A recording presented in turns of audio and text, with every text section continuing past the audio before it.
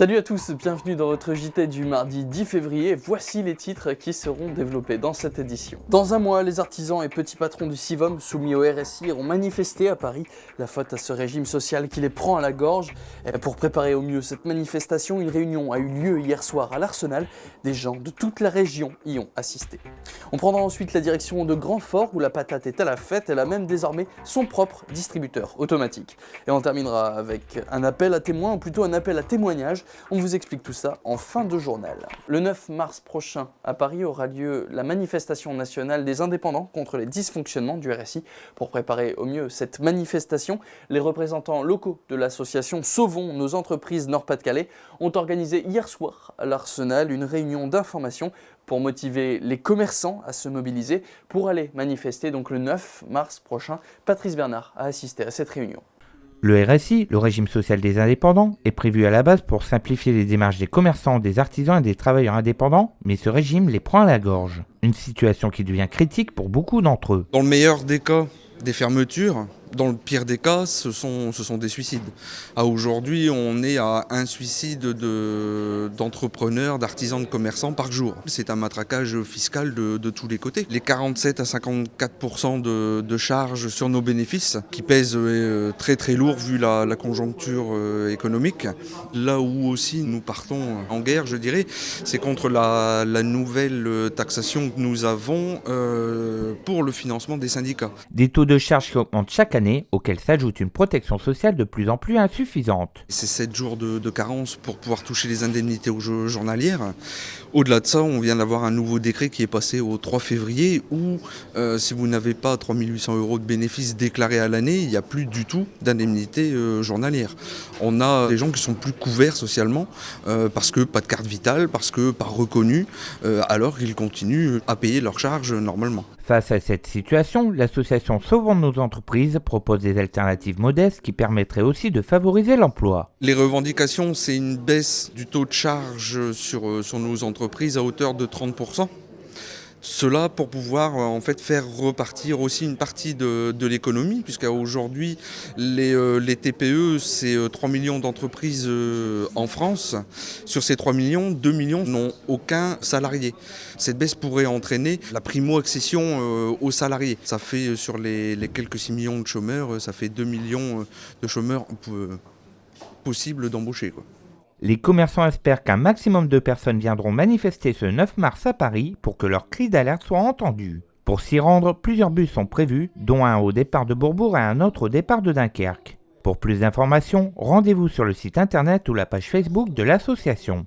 Chaque année, 25 hectares de pommes de terre sont récoltés par la famille Bernard de Grandfort-Philippe. Une partie est exportée, l'autre est mise en vente au magasin et dans ce nouveau distributeur automatique que vous présente Emmanuel de Pecker.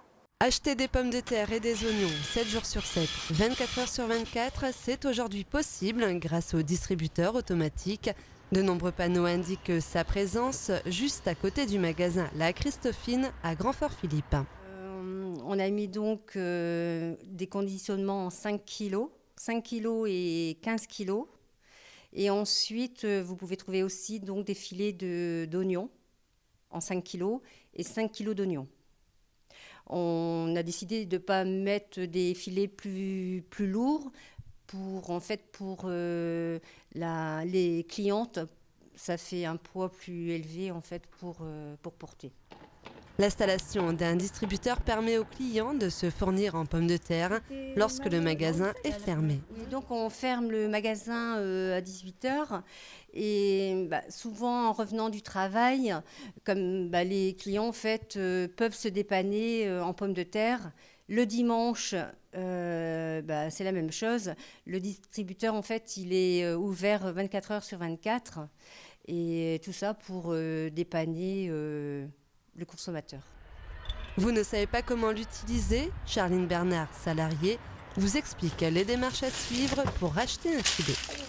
Quand nous avons mis l'argent et que la machine a indiqué la somme qu'on a introduite dans la machine, on appuie sur le choix du conditionnement et ensuite le sac tombe. La machine accepte les billets et rend la monnaie en pièces de 50 centimes.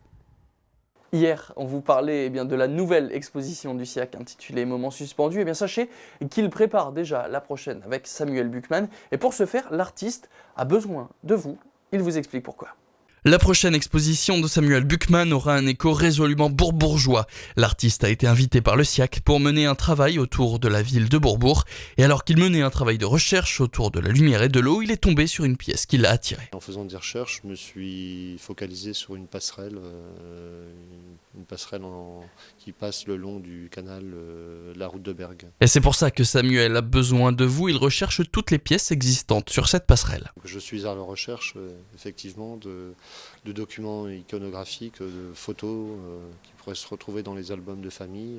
Si cette tâche semble compliquée, c'est parce que cette passerelle n'existe plus, et ce depuis longtemps. C'est une passerelle qui n'existe plus, qui a été détruite pendant la Seconde Guerre mondiale, qui a été reconstruite après, puis démontée pour des questions de sécurité. Je me suis rendu compte que c'était un élément important, pour la vie à Bourbourg. C'était le passage obligé pour les promenades le dimanche et autres, et puis c'était un lieu de baignade.